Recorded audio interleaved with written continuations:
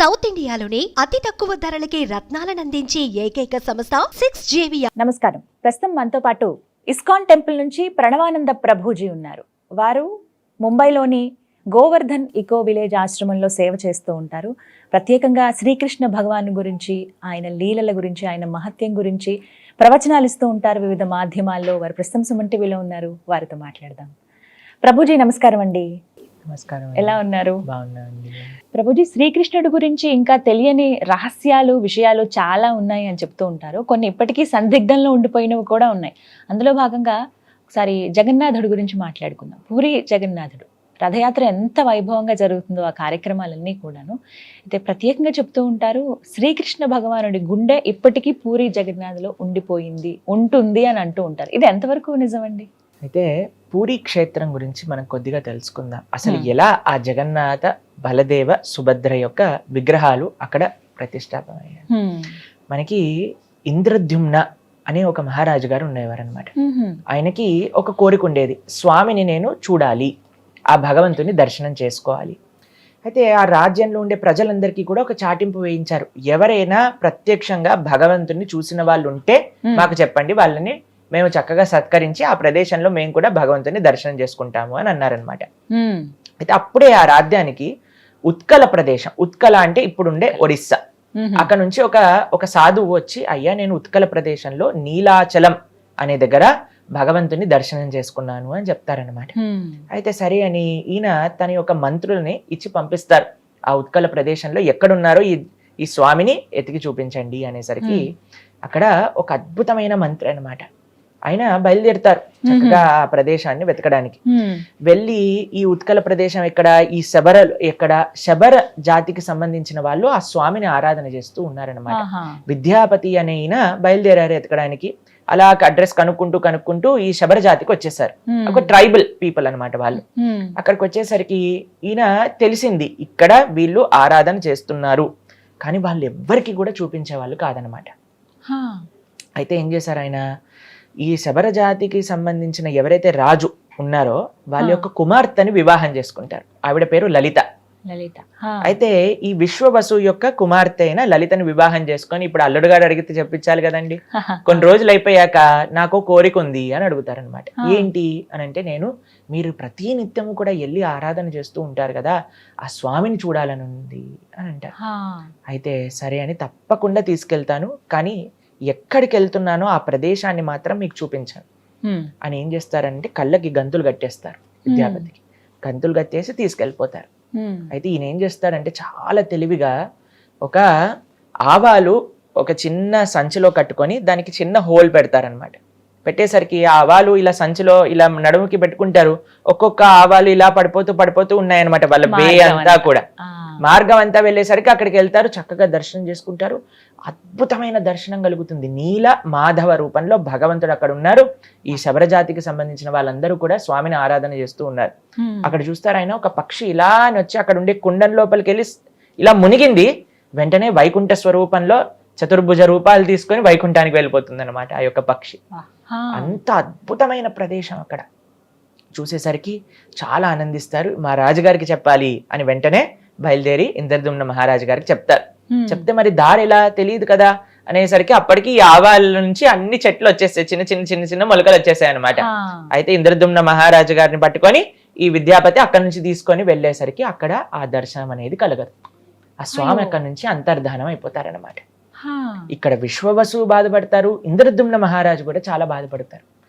ఏంటి, ఏం జరిగింది, ఎందుకు ఇలా స్వామి దర్శనం అంతర్ధానం అయిపోయింది అనగానే స్వామి ఇలా కళ్ళలో కనిపించి, అయ్యా నేను ఇంకొక అద్భుతమైన రూపంలో ఈ ప్రజలందరికీ కూడా దర్శనం ఇవ్వాలి అని అనుకుంటున్నా, కాబట్టి మీరు ఆయన ఒక యజ్ఞాన్ని చేస్తారనమాట. అందులో కనిపించి స్వామి చెప్తారు, ఒక పెద్ద చెక్క ముక్క ఇలా నీళ్ళల్లో ఆ సముద్రంలో వస్తుంది మీ దగ్గరికి, దానితో మీరు విగ్రహాలు చేయించండి అని చెప్తారనమాట.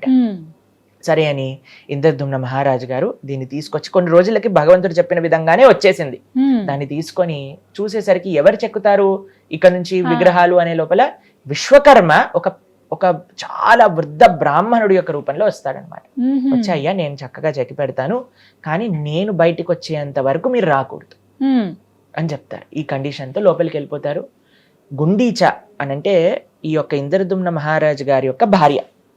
ఆవిడికి కొన్ని రోజులు అయ్యాక డౌట్ వచ్చింది, ఏంటి ఈ ముసలాయన లోపలికి వెళ్ళాడు, అసలు చెక్కుతున్నప్పుడు టక్ టక్ సౌండ్ అయినా రావాలి కదండి, ఏమీ వినిపించట్లేదు అని వెళ్ళి ఆ డోర్ దగ్గరికి వెళ్ళి చూసేసరికి అసలు ప్రశాంతంగా అసలు ఇంత వాయిస్ కూడా లేదనమాట. అయితే ఆవిడ అనుకుంది ఈయన చనిపోయాడేమో, ఏమైందో తెలియదు, కాబట్టి మనం విగ్రహాల్ని చూడాలి అని అంటే ఎలాగైనా సరే దీన్ని ఓపెన్ చేయాలి అని డోర్ ఓపెన్ చేయించేసాను. అయ్యో, ఓపెన్ చేయించేసరికి అక్కడ జగన్నాథుడు, బలభద్ర, సుభద్ర ఇన్కంప్లీట్ విగ్రహాలుగా మనకు కనిపిస్తున్నాయి, కానీ అలానే ఉండిపోయాయి అన్నమాట. అయితే ఇంద్రదుమ్న మహారాజు గారికి చాలా బాధేస్తుంది, అదేంటబ్బా ఇలా ఉండిపోయారు జగన్నాథుడు అనేసరికి జగన్నాథుడు సాక్షాత్తుగా కృష్ణుడు తన కలలో కనిపించి, ఈ విధంగానే నేను ఇక్కడ పూరి క్షేత్రంలో చక్కగా ఆరాధన చేసుకోవాలనుకుంటున్నాను.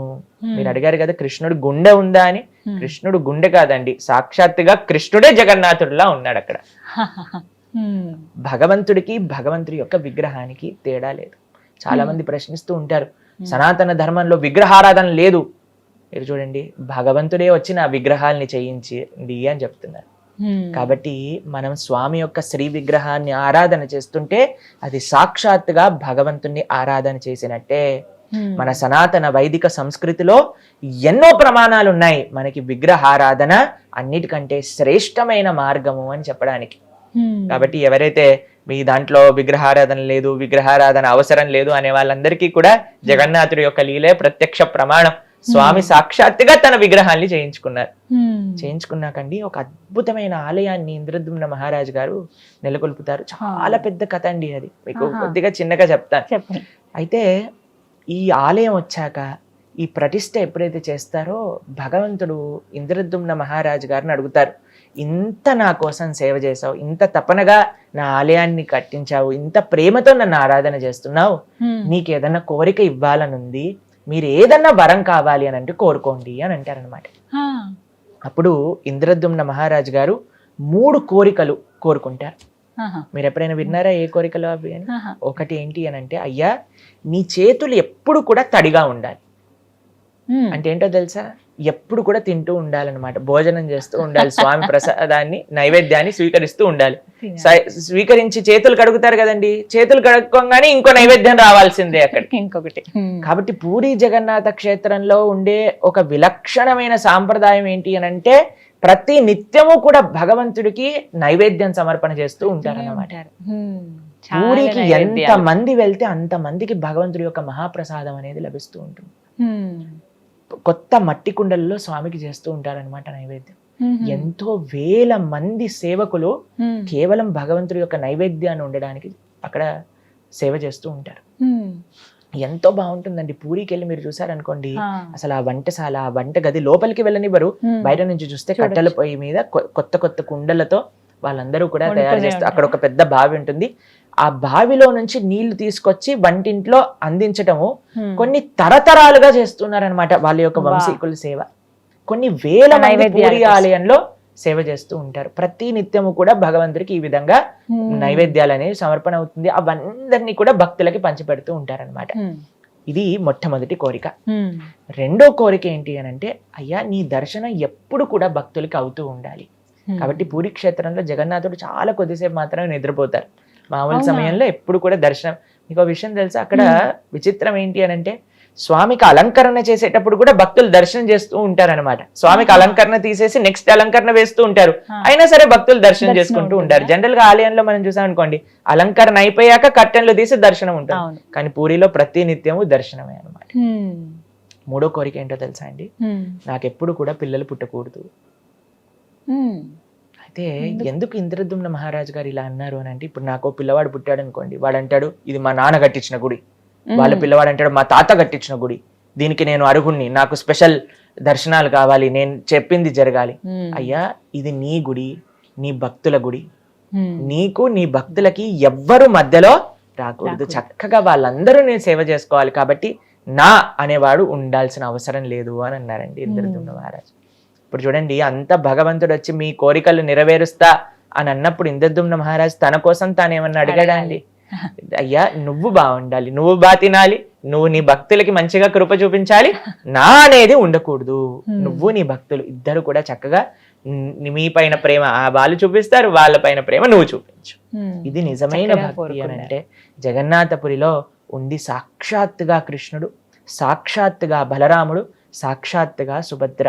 నీలాచల నివాసాయ నిత్యాయ పరమాత్మనే బలభద్ర సుభద్రాభ్యాం శ్రీ జగన్నాథాయ తే నమః. ఆ నీలాచలంలో ఉంది సాక్షాత్తుగా కృష్ణుడే. అయితే అక్కడ ఉండే సాంప్రదాయం, ఆ లోకల్ సాంప్రదాయం ప్రకారంగా నాభి బ్రహ్మ అని అంటారు. అది ఏంటో తత్వం ఇంకా అంత ఎవ్వరికి కూడా తెలియదు, అదొక రహస్యం. నాభి బ్రహ్మ అది జగన్నాథుడి లోపల నుంచి ఇంకొక విగ్రహం లోపలికి ట్రాన్స్ఫర్ చేస్తారు అనేది మనం చూస్తూ ఉంటాం. కానీ అది ఏంటి అనే విషయాలు మనకి అంత క్లారిటీగా తెలియదు అనమాట. ఇంకో విషయం ఏంటి అని అంటే స్వామి యొక్క ఈ విచిత్రమైన లీలలు, ఈ విలక్షణమైన లీలలు ఎన్నో ఎన్నో ప్రదేశాల్లో ఉంటూ ఉంటాయి. కానీ జగన్నాథపురిలో ఉండే కృష్ణుడు, మనం ఆ నాభి బ్రహ్మ చేత కృష్ణుని జగన్నాథుని ఆరాధన చేయట్లేదు, జగన్నాథుడు కృష్ణుడు కాబట్టి ఆరాధన చేస్తున్నాం. ఆయన యొక్క మహిమలు, ఆయన యొక్క లీలలలో ఎన్నో రకాల రహస్యాలు, ఎన్నో లీలలు జగన్నాథపురిలో మనం వీక్షిస్తాం అన్నమాట. ఆ విగ్రహాలు కూడా ఎన్నో సంవత్సరాలకు ఒకసారి ఇలా మారుస్తారు కదండి. అవునండి. వాటి గురించి కూడా చాలా ఆసక్తిగా ఉంటాయి ఉన్నా కూడా. నిజమే, లీలలు చాలా భగవంతుడు ఉంటాయి. అక్కడ చెప్తారు ఏంటి అని అంటే భగవంతుడికి నిజంగా మారాల్సిన అవసరం లేదు. ఒకసారి భగవంతుడి యొక్క విగ్రహాన్ని మనం ఆరాధన చేస్తున్నాం మనస్సుతో ఆవాహన చేసి అని అంటే అక్కడ సాక్షాత్తుగా భగవంతుడు వచ్చి ఉన్నారు. ప్రాణ ప్రతిష్ఠ అని అంటారు, మీరు వినే ఉంటారు కదా. భగవంతుణ్ణి ఆ విగ్రహం లోపలికి ఆవాహన చేస్తాం అన్నమాట. చాలా మంది అంటారు మీరు రాయిని పూజ చేస్తున్నారు. మేము రాయిని పూజ చేయట్లేదండి, రాయి లోపలిని భగవంతుని ఆహ్వాన చేసి, ఇప్పుడు చూడండి ప్రేమ మీరు ఎవరి దగ్గరైనా ఉంది అని అనుకోండి, అయ్యా మీరు తప్పకుండా రావాలి మా దగ్గరికి అని అంటే మీరు వెళ్తారా లేదా? వెళ్తారా అండి? ఆహ్వానిస్తే ఖచ్చితంగా తప్పకుండా వెళ్తారు కదా. ప్రేమతో ఆహ్వానం చేస్తే తప్పకుండా వెళ్తారు కదా. మరి భగవంతుడు ప్రేమైక మూర్తి అన్నప్పుడు అంతటా ఉండే స్వామి ఆ రాయిలో ఎందుకు ఉండరండి? అయ్యా స్వామి నిన్ను ఈ విధంగా నేను ఆరాధన చెయ్యాలి అని అనుకుంటున్నప్పుడు మనం ప్రేమతో ఆహ్వానం చేస్తే ఎందుకు స్వామి రాడండి కదా. కాబట్టి మనం ఆరాధన, ఆ శ్రీ విగ్రహాన్ని యొక్క ఆరాధన అనేది తప్పనిసరిగా చేయాలి. అందులో భగవంతుడు సాక్షాత్తుగా ఉన్నాడు.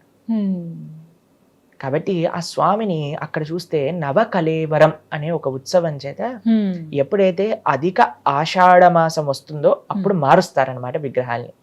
ఒక కొత్త విగ్రహాలని చేయించి అందులో నుంచి ఈ నాభి బ్రహ్మని ఇందులోపల పెట్టి మిగతా ప్రతిష్టా కార్యక్రమాలన్నీ కూడా చేసేసి ఈ పురాణ విగ్రహాలన్నింటినీ కూడా తీసుకెళ్లి అక్కడ ఒక ఆలయంలోనే ఒక దగ్గర ఉంటుంది, ఒక ప్రదేశం ఉంటుంది అనమాట. అందులోపల వాళ్ళు పూజ చేస్తారనమాట. ఇది అక్కడ పూరిలో ఒక లోకల్ సాంప్రదాయంగా నడుస్తూ ఉంటుంది. అయితే ఒకళ్ళ దగ్గర నుంచి నేను విన్నాను, ఒక భక్తుల దగ్గర నుంచి. ఆయన అంటారు, భగవంతుడు అంటున్నారు ఈ ప్రపంచంలో ఉండే వాళ్ళతో, అయ్యా సాక్షాత్తుగా భగవంతుడి యొక్క విగ్రహాన్ని అయినా నేనైనా సరే ఒక రోజు ఎక్స్పైరీ, ఒక రోజు అయిపోతాను, ఆ కొత్త విగ్రహం రావాల్సి వస్తుంది.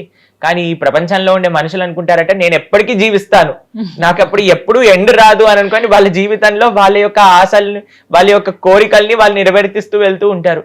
ఇప్పుడు చూడండి ఎంత ఆశ్చర్యం అని అంటే మనం ఉండే వాళ్ళందరూ కూడా పక్కన ఉండే వాళ్ళు పోతున్నారు అని మనం గమనించినా సరే నేను మాత్రం పోను, నాకు మాత్రం ఎండ్ లేదు అని అనుకుంటారు. అవును. కాబట్టి జనాలకు చూపిస్తూ ఉన్నారట భగవంతుడు ఈ లీల మాధ్యమంగా అని కూడా ఒకళ్ళు చెప్తూ ఉంటే నేను విన్నానన్నమాట. కాబట్టి జగన్నాథుడి యొక్క లీలలు అనంతం, అద్భుతం. కాబట్టి మీరందరూ కూడా తప్పకుండా జగన్నాథ క్షేత్రాన్ని దర్శించండి, ఆ స్వామి యొక్క కృపకు పాత్రలు కాయండి. చాలా చక్కగా వివరించారు గురుగారు. నమస్తే అండి. హరే కృష్ణ.